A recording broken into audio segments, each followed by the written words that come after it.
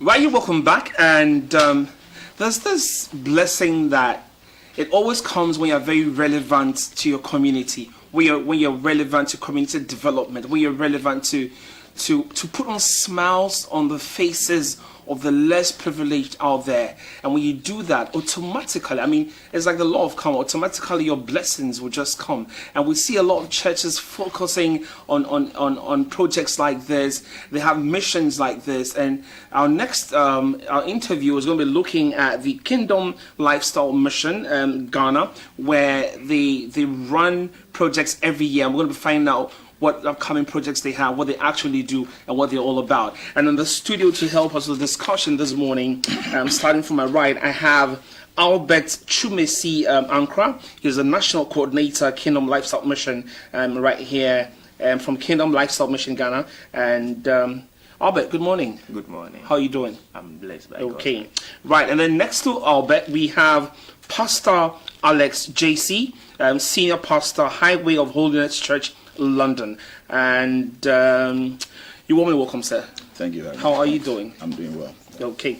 Now, can you briefly tell us about your is it a church or a mission? But then tell us about the church, what you do, and the impacts you've made so far on society. Okay.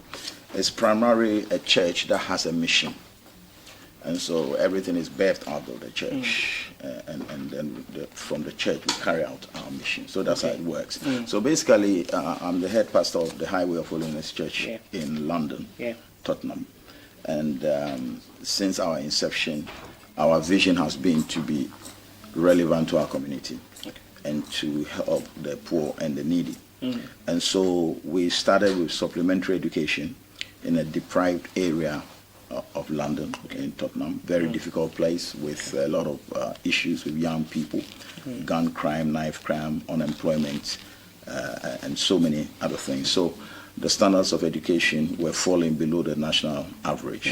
And we started to respond by starting a supplementary school, teaching maths, English, and science every Saturday and during the summer for the children.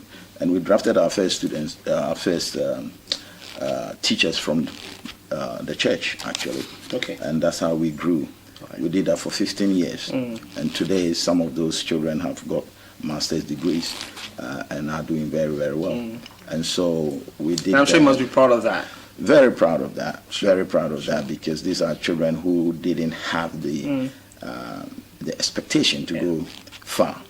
But because they had consistent help over many years, it made a difference.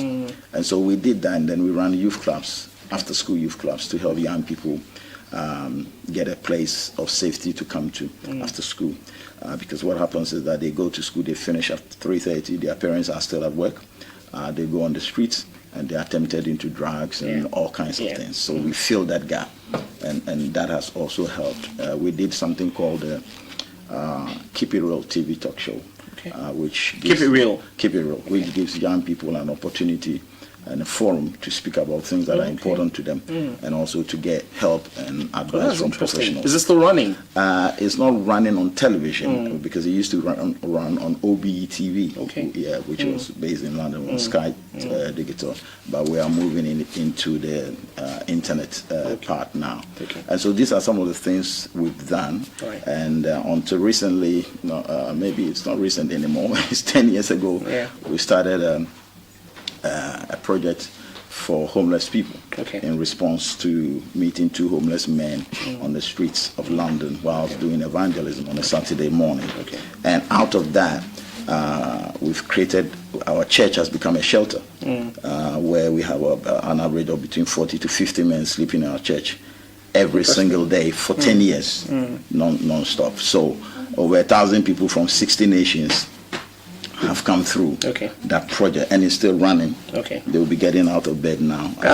Interesting. So, and they come from all the nations. Our people are there, and that is really what we do. And right. So, with that picture you painted of what's going on in London, is it the same thing you want to do here, or that's what you're doing here? What kind of projects are you doing? But before you do that, before you come in with that one, let me come to you, Alex. Now, Albert, with what Pastor has said, what's the impact that this has created in Ghana within societies? Okay, well, one of the things that I've realized personally, when it comes to the church, most of the churches are mission-mindedness. Yeah. And what they are trying to do is sometimes they just have to reach people who are Christians. But upon seeing what Pastor Alex Gyasi is doing, I see that it's kind of open. Okay. It's irrespective of a person's belief. Okay. And that kind of welcomeness that people feel, it contributes something very relevant into their lives. Personally, what I've experienced from Pastor Alex is I happened to meet him whilst I was a student on campus. Okay. So one of our meeting, he was invited to speak, and I picked something up from him, and that motivated me to actually stand in for the Ghana project that he wanted to do. That's fine. So interesting. there are a lot that I've heard from in terms of ideologies, in terms of an example of an ideology that he said that has been with me till now. It is very good for you to give resources to the church, but in order to do so, you must make sure that the church is balanced. Not only the building, but the people inside the building must also building that have a capacity. taste of whatsoever that is happening in the church. So that's right. Let me come back to you, Pastor. Now, concerning the charitable works, can you tell us what's upcoming and what you actually do? Okay, so here in Ghana, what we decided to do was to take the concept of the supplementary education here into Ghana. And so what we did is that we go to tertiary institutions, and we started from University of Ghana, where I met him about 6 years ago. And what we do is that we go and share the vision of the need for the university students to give back to the underprivileged in their society, that they should be aware that being in university is a privilege. And they should be willing to give something back to society. So those who embrace the vision, we mobilize them, and then we go into the community, speak to the schools, the head teachers, those who are at the very bottom of the education ladder, and we tell them, look, we want to come and help your children. What we are going to do, we are going to bring university students from campus every Saturday to come and teach your children free of charge. We will pay for their fare, we will give them lunch, we will also give stationery for your children. We will feed them. All we need from you is to give us your building on a Saturday when you don't use it. And that's the deal. And when they embrace it, we start. So our first school started from Madina Zongo, and that's when I met him. And they started. What informs, if I should be asking, because you in Ghana, what informs the catchment area you take your projects to? What are the factors that makes you go to like Medina, that makes you go to like, what are the factors? That's very intentional. We want to go to the most deprived areas. That's very intentional. Very intentional. So intentional. So we look for deprived areas, and then we match it with educational institutions that are in that area that we can draw from. And so we did the Medina Zongo one, and then we went to Elmina, Bantuma and Elmina Peshi. They call it a fishing village, very deprived. And we got students from University of Cape Coast to teach. That's fine. And then our third school is in a place called Sege Aplabana, which is also a very deprived fishing village. We just went there 2 weeks ago to give them some.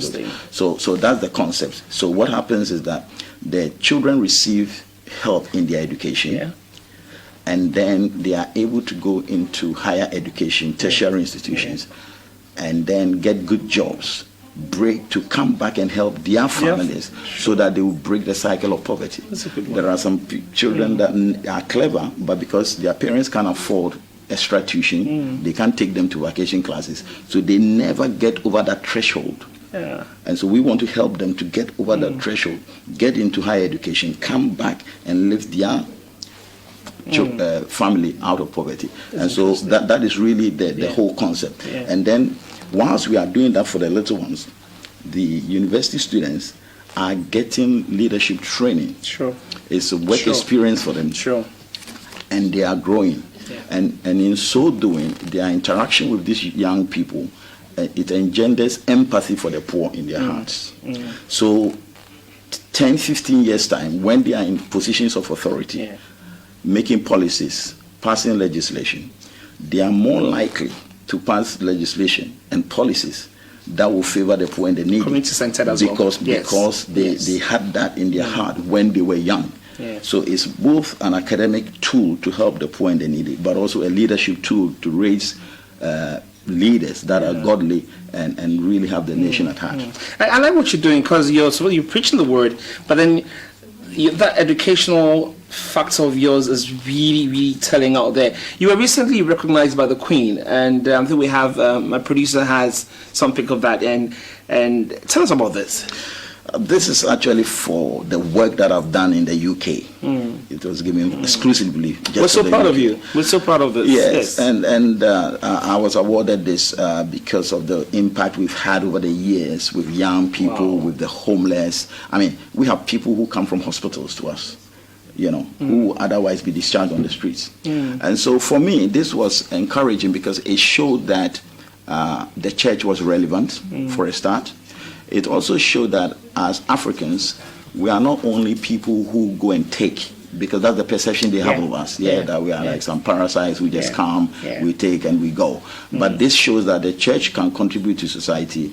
As Africans, we can contribute to society. We don't just come and take, we can actually give to society. So when we are coming to them, they know that we have something. I was going to ask you, because as a black man, as a Ghanaian, what made you pull through like that within that community? I was about to ask you that.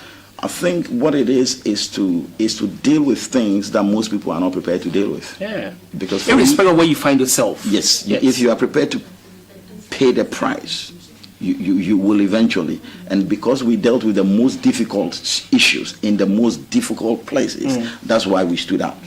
And that's why this recognition came. I mean, we're so proud of what you're doing. We're so proud of you, and congrats once again. Thank you. Now, let me come to you, Albert. Now, with what you do within our perimeters here in Ghana, what kind of the support would you need, or do you need?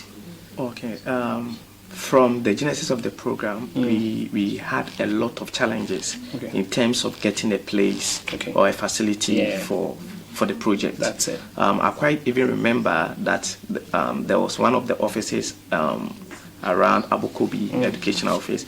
I sent copies of letters and they never attended to me. I even also tried Ladma also. I sent a copy of letters and no one attended to me. So we have to even secure a private place to use it for the project. And when we secure that, I have to now go to the government schools, write letters, speak to the headmistress, for them to allow us to speak to the children, so that the children can attend the Saturday classes. So the challenges and the difficulty has to do with the facility itself, getting access to the schools and using the place. And another challenge also has to do with the volunteers now. Looking at this. I want to come and ask you that, because that would have been your last words for us, as to talking to tertiary students out there to volunteer and do some of these things. So that would be my final question. So you hold on to that, and let me come to Pastor quickly. Now, with charitable projects like this, what you're doing, it takes a lot of funding. Sure. How you fund it? Because people think that because you're in London, then it's all rose. It is not. How do you fund yourself? It is not. And we primarily fund this from the church, Okay. from London, because we haven't had any support from here. Yeah. And because we don't only operate in Ghana, we have supplementary schools in South Sudan, where the need In is Sudan? South Sudan, which Wow. is even more desperate than here. Yeah. Because they go to war. The children go into UN camps for 3 years, stay in the bush for 3 years, and then come to school for 1 year. The war breaks out, they go back into the bush or the UN refugee camp. And how's that one going?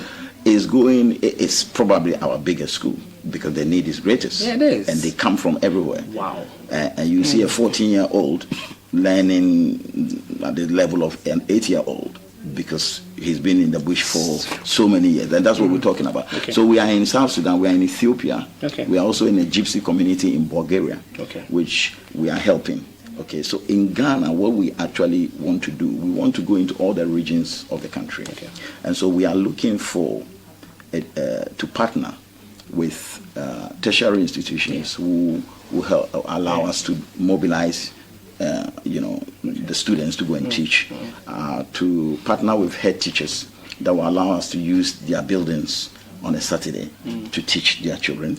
and then to get individuals, philanthropists, businesses that are passionate about education to partner with us financially, because all these young people, we have to support them. Sure. We have to give them money to travel from campus to the place, to eat, to guide the stationery. And for us to go into all the regions, we will need support from here. We can't do it from the UK, and not at that level. Okay. You know, so that is really our appeal. So please, we are appealing to people to get in touch with us. Right, I'll come to you for a final word to give us a telephone number and things like that. So, Albert, give me your last words and talk to tertiary students out there. Let's volunteer and be part of things like this. Okay. What I would say to them is that most tertiary students after school, they are looking at securing a nice job, coming out with a very attractive salary and a lot of things. But one of the things that I want to tell them out there, that the best fulfillment in life is putting a smile on somebody. Sure. It is not about the amount of money or the incentive that are coming. At the end of the day, if you are not able to impact a single soul, it's just a waste of time and resources. It's true, and like Pastor Alex Jesus said, I mean, you should be relevant to the community where you live and all that. Pastor, give us your final words, and then you give me a contact if anybody wants to help, anybody wants to come and volunteer. Yeah. Okay, so my final word is that as a nation, education is paramount for our development. Okay. And we have to take it seriously. Okay. And we have to be involved at all levels. And so if we are going to do that, it will take all of us prioritizing it. So my point is, if you are educated in a place, you live in a community, you are educated, your neighbor is not educated, so he can't help his children to even do their homework. But you have the capacity to teach your children, you teach them very well. If you call one child and sit with them with your child and teach them together, it's the same 1 hour that you are going to use, or 30 minutes, but you are impacting 2 people. It's true. If we begin to do that, we will change a lot of things. One of the students that we used at UCC went home and he mobilized his fellow tertiary students that have finished university, and they started a school in their village. He sent us pictures last Saturday. So that is the transformation that we are looking for, where people would take it upon themselves to take that initiative. So we want people to get in touch with us to be able to do that. And we have some contact here we want to give. Please go ahead. So the number is 054 76 72 124. 054 76 72 124. And then you can give the email address as well for Kingdom Lifestyle. Kingdom Lifestyle Mission.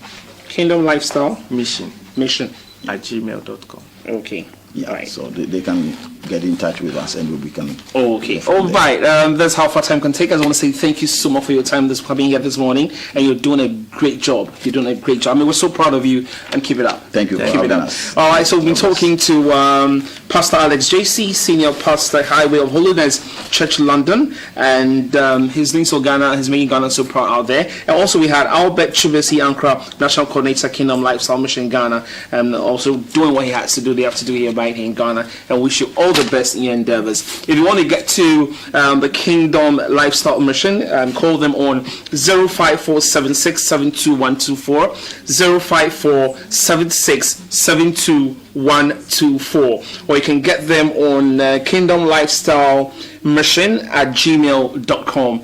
And let's volunteer and be part of this very education. And like Pastor said, education is paramount for our development.